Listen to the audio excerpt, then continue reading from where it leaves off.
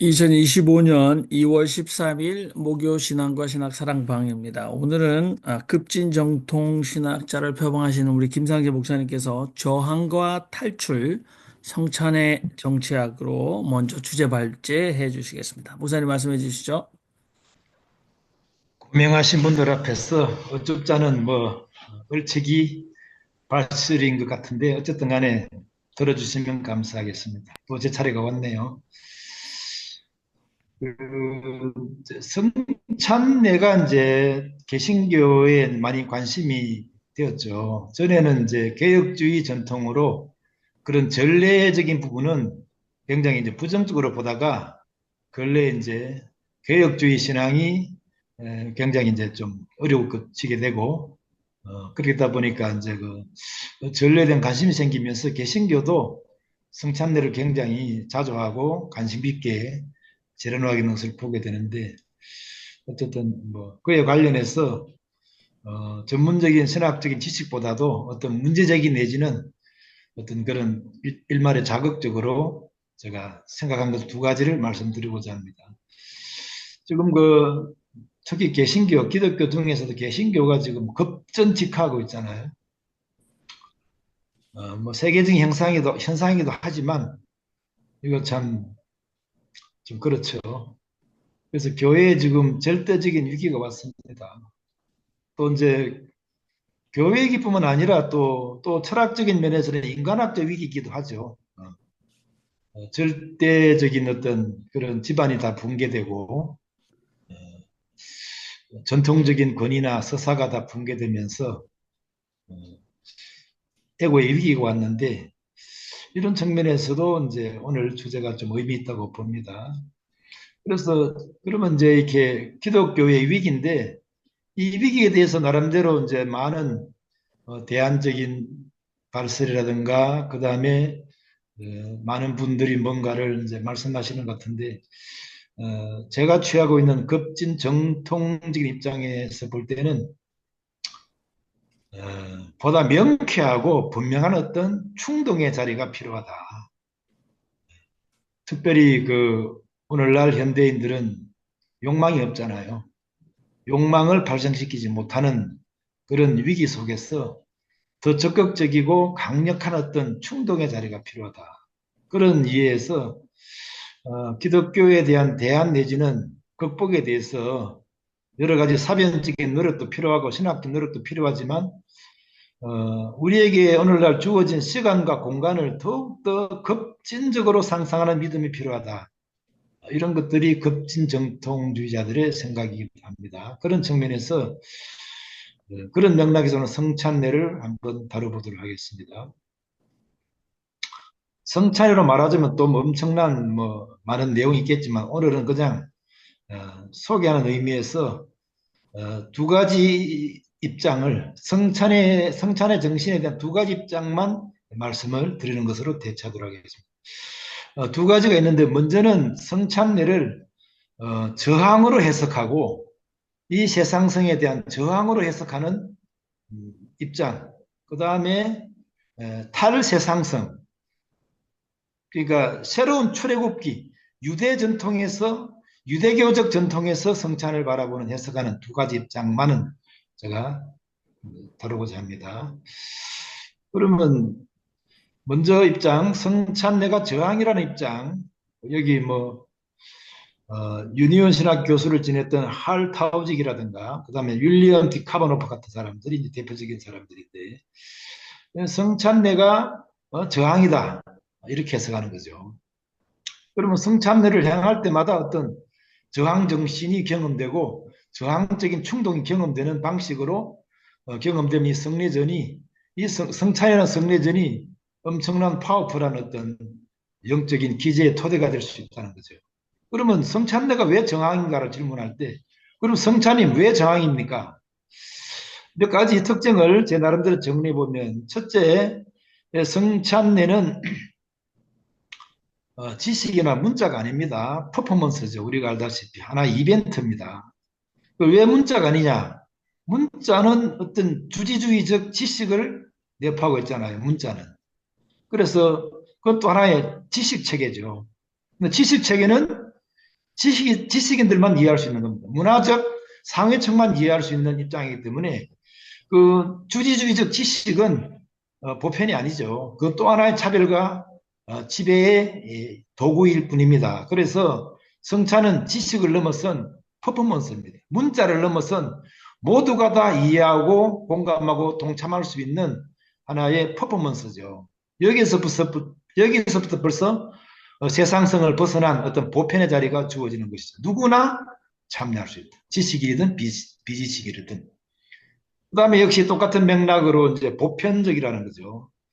예, 보편적이라는 겁니다. 차별과 배제가 없습니다. 누구나 이 성찬의 경험을 통해서 하나님 앞에서는 모두가 다 똑같은 가능성의 자리에 선다라고 하는 이런 공가능성의 자리, 이 보편성의 자리죠. 이거 하나만 살려도 벌써 어떤 저항의 냄새가 확 나는 거죠. 아시다시피 그레코 로마형의 식사는 차별과 지배의 식탁이죠. 차별과 식사 예식을 통해서 벌써 차별과 위계가 작동되는 하나의 차별과 위계를 재생시키는 하나의 위계가 경험하게 하는 게 그레코 로마형 식사죠. 그래서 자신의 소유를 강화시키는 것이 그리스 로마의 식사입니다. 제국적인 식사죠. 문화적인 식사죠. 위계적인 식사죠. 이에 비해서 성찬식은 완전히 그런 그 차별과 지배 위기를 완전히 배제하고 완전히 무로 돌리고 차별과 배제가 아니고 누구나 참여가 가능하고 어떤 신분과 지위 여부를 막론하고 같은 자리에서 같은 신분으로 참여할 수 있는 공가능성의 자리니까 이것이 하나 자체로도 있는 저항적인 의식을 표하고 있는 것이죠. 그래서 고대에는 아시다시피 교회 예배에서 거의 가장 큰 비중을 차지한 게 성찬예였잖아요. 그러니까 이 성찬을 퍼포먼스로 사건으로 경험하고 체화하고 참여하면서 벌써 모두가 하나님 앞에서는 같다. 똑같은 가능성을 가진 똑같은 존중받는 존재자라고 하는 이 보편을 경험하게 되는, 학습하게 되고 내면하게 되는 장이 된다는 거죠. 그래서 이 하나만 하나도 벌써 세상성에 대한, 로마에 대한, 예, 이 물질주의에 대한 어떤 하나의 저항이 되는 것이죠.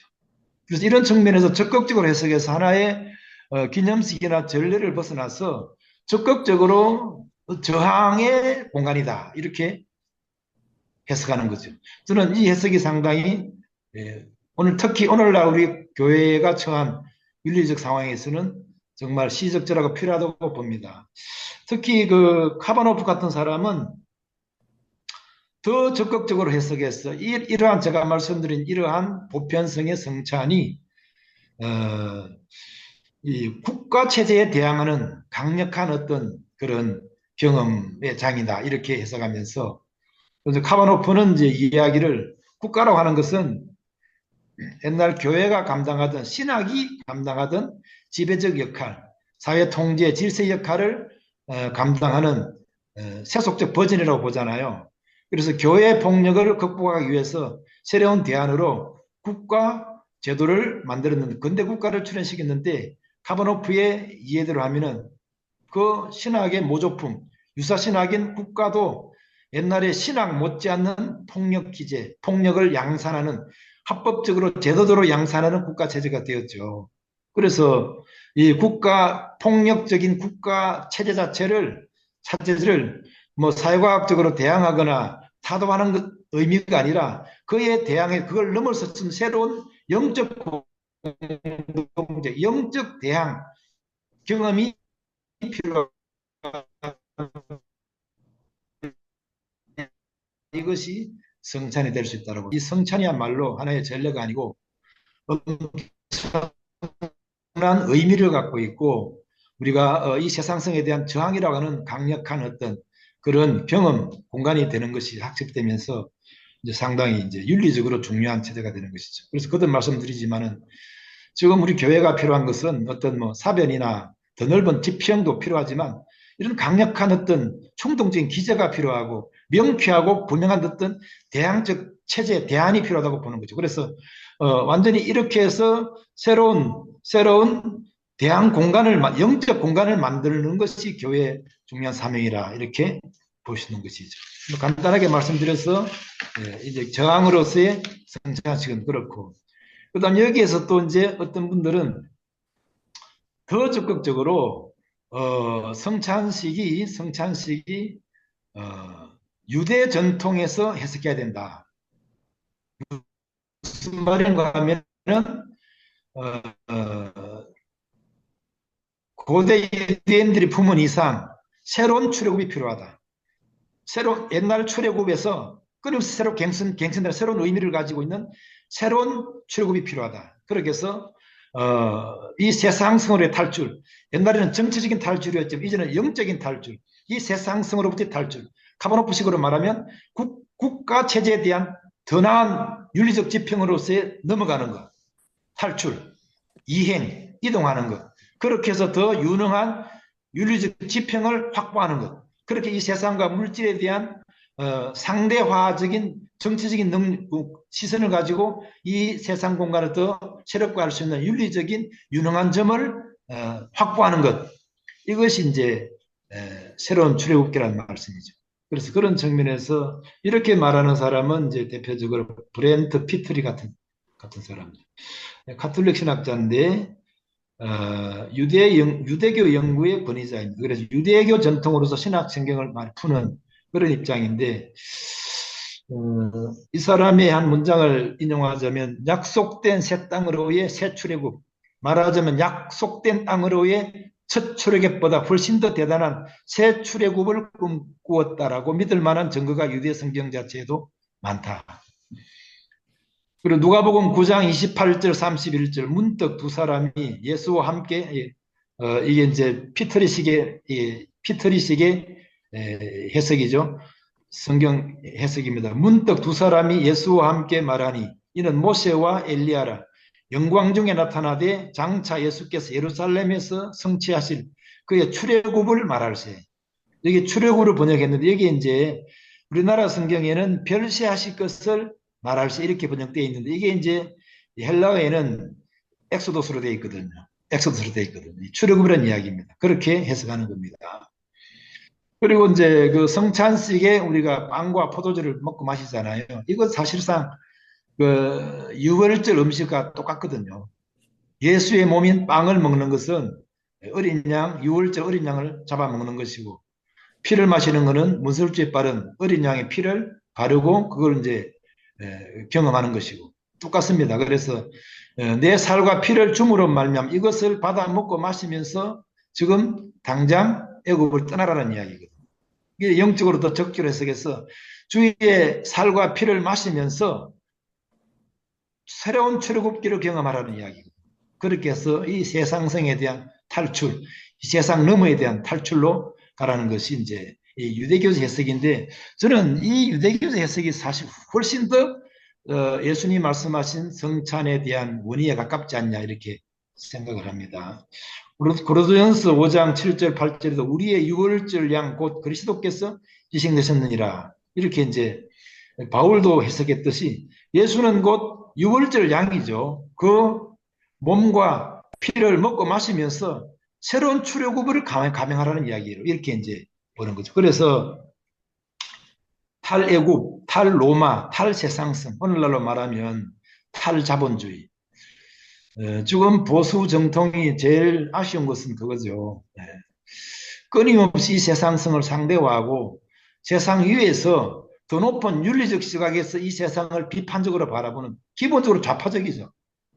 이런 시선을 포기하고 눈에 보이는 자본주의, 민주주의를 절대화하고 그것을 영적 질서화해서 그것이 아니면 다 뭐 이상하게 보고 배격하고 비판하고 이상하게 보는 이런 아주 반지성적이고 정말 희한한 사고방식에 빠져있는 이게 이제 사실은 보수 정통이라 그러면은 이 세상성에 대한 상대화, 물질에 대한 상대화, 어떤 사람의 경험은 어떤 제도와 어떤 모든 문화물에 대해서도 어떤 상대적인 비판적 거리를 가지고 있는 이런 거리를 우리가 상시적으로 유지해야 되는데 이거 지금 그러지 못하는 게 이 우상이고 야만이죠. 그래서 철저하게 윤리적으로 실패하는 이유가 뭐 이런 그 오류에 있는 것이죠. 그래서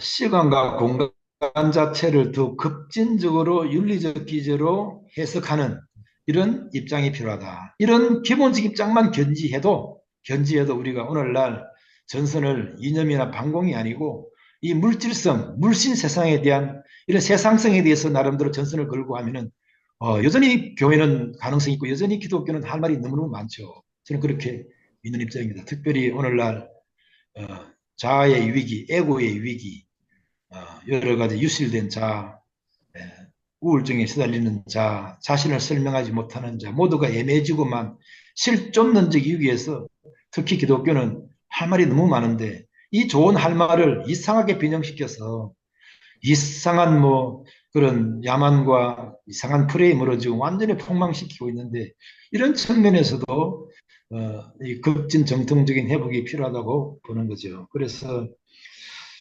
오늘날 이런 자본주의 세계 속에서 특별히 얼마나 현대인들이 성인된 세계, 초성인된 세계 유능합니까?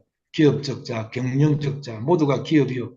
모두가 경영체적인 멘탈을 가지고 자기를 강화시키고 경쟁력을 높이고 아주 그냥 테크니컬한 자아를 가지고 세상을 지배하고 있고 그런 경쟁력 입장에서 볼 때는 예수 믿는 사람들, 신앙인들 너무너무 촌스럽고 구질구질하고 역겹고 혐오적이고 시대에 뒤떨어져 있고 그러니 뭐 게임 자체가 안 되는 것이죠. 그런데 이런 측면에서 이 성찬이 말하는 이런 저항성, 탈출성 이런 것들을 회복한다면은 그 기업적 자인이 도저히 경험할 수 없는 이런 충동의 자리, 그 다음에 이런 비판적 영적 시선의 자리 이런 것들이 영적 토대가 되면은 충분히 이 테크니컬한 자아들을 이길 수 있죠. 더 유능한 어떤 윤리적 공간을 만들 수 있죠. 그런 측면에서도 유지해야 되고 봅니다. 그래서 뭐 여러 가지 뭐 말이 필요한 것이 아니라 보다 우리 윤리에 이렇게 적극적으로 분명 명쾌하고 확실한 충동의 자리를 제시하는 것이 이 시대에 정말 필요하다고 봅니다. 그런 측면에서 이런 성찬예를 이렇게 적극적으로 해석해서 보다 익사이팅하고 보다 유능한 어떤 그런 자리로 돌아가는 것이 교회를 회복하는 좋은 길이 아닌가 그렇게 생각이 됩니다. 오늘 여기까지 하겠습니다. 간단하게. 네.